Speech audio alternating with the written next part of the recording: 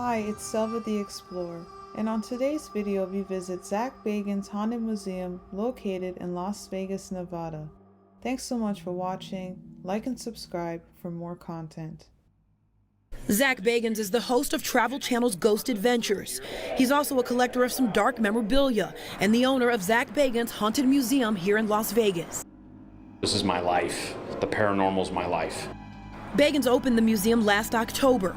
They've already had more than 50,000 visitors. He says the historical mansion has a very dark history, making it the perfect place to put his collectibles on display. The home was built in the 1930s by a wealthy businessman, and it was one of the biggest homes in Las Vegas, Nevada. In the 1970s, before the home was ever a museum, allegedly Satanists held black masses inside the home for many years before it was left abandoned. That dark energy has never left the home. It was then turned into a law firm before Zak Bagan'S purchased the home. After purchasing the home, he turned the house into a museum. It's also known through the community as having a dark layer of its history back in the 1970s. This is where devil worshiping used to take place, in the basement. Bagan'S says there's one room that requires extra caution, Peggy's room. And let Bagan'S tell it, Peggy isn't the kind of doll that you want to play with. Peggy is legitimately cursed. And Bagan'S says Peggy has been causing people harm for years. Peggy the doll, she was known originally to cause heart attacks. If you disrespect her, if you want to call her names, she will do things to you. This is controversial. There's a lot of controversy. Some people like this stuff, some people don't. John Wayne Gacy, Yeah. Those are originals? These are originals. This is original John Gacy artwork, the killer clown who killed so many different boys. He was the description of pure evil. Can you imagine that? The hand that painted these paintings are also the hands that are responsible for killing so many different boys. And again, they're here, they exist. Now you gotta remember, I don't glorify any of these people. I have their stuff on display because it is cursed, it's dark, and here we can learn about these tragic events in our history. When it comes to serial killers, this is one of the most well-known, Ted Bundy. This guy was horrific in what he did. Yeah. And his stuff is very hard to acquire. Now this is his disguise eyeglasses. You know, he escaped a couple times when he was in custody. After he escaped the second time, he stole another Volkswagen. And at that time, he tried to abduct a 14-year-old named Leslie Parmenter on February 8th, 1978 in Jacksonville, Florida. He was wearing these eyeglasses to disguise himself. After he tried to abduct Leslie Parmenter, the following day, he abducted then murdered 12-year-old Kimberly Leach. So it's obvious that he was wearing these glasses during that event as well. And it's not an obsession with the serial killers.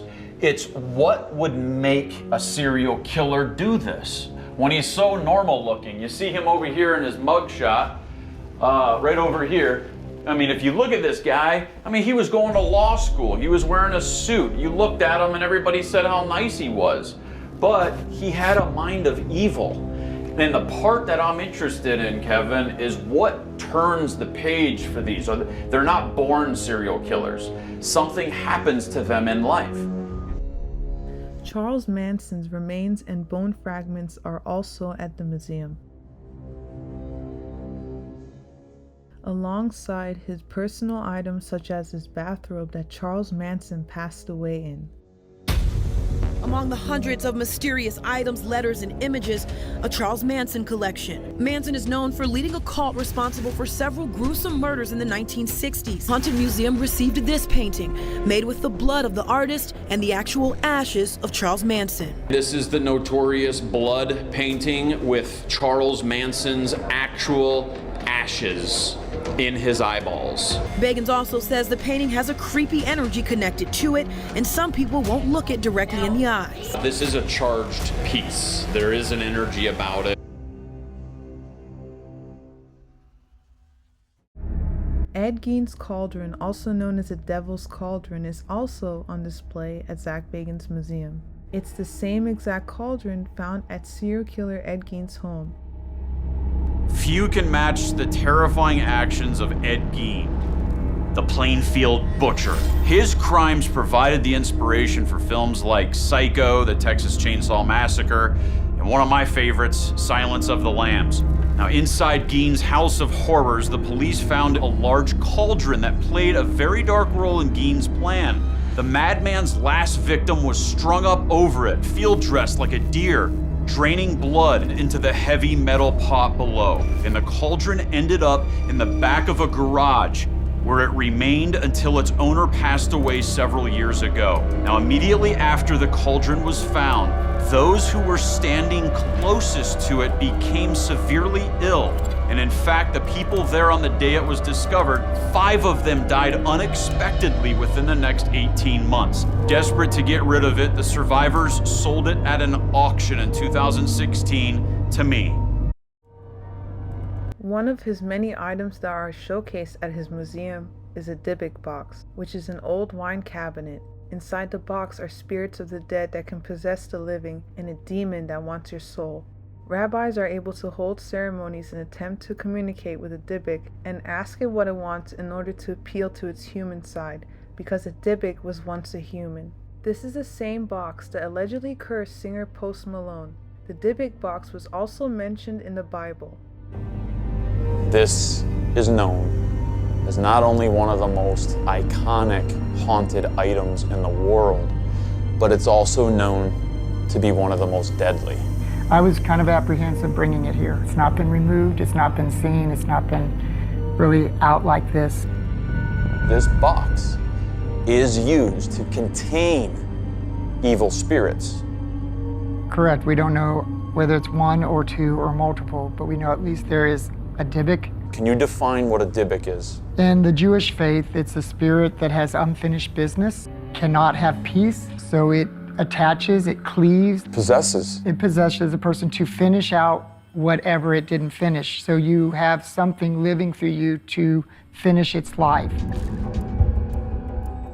I've learned that Kevin Manis acquired the Dybbuk box from the family of a deceased Holocaust survivor. After fleeing Nazi Poland and seeking refuge in Spain, this woman created the Dybbuk box to deal with her grief, but inadvertently created an attachment with something very dark. Kevin, did you give this Dybbuk box as a gift to your mother for her birthday, not knowing what the Dybbuk box is? Yeah. I gave it to her, and she opened it up, and I found her beside the box. Door open to the box. And then I realized she was having a stroke. That day she lost her speech and 80% of her eyesight. Again, a reoccurring theme that happens to people who come in contact with the box. Did she ever have any communication about what she felt when she opened those doors? Yeah. She did. She said when she opened the doors to the box that something blew through her that she could only describe as pure evil. After we opened up this creepy Dybbuk box, I got in a car accident. I got in almost had a plane wreck. My house got broken into, all that type of stuff. But it was just within a month's time. It was really, really odd stuff. But I've always had an interest in that and have had experience at my friend's house and things. Dr. Zak Bagan'S, also known as Dr. Death. And this is a piece of Detroit history. There is no question. Dr. Zak Bagan'S was one of those folk heroes. We love owning something from Detroit. This is one of the most unique items I have ever seen. This is Dr. Zak Bagan'S' death van. Okay. This is a piece of history.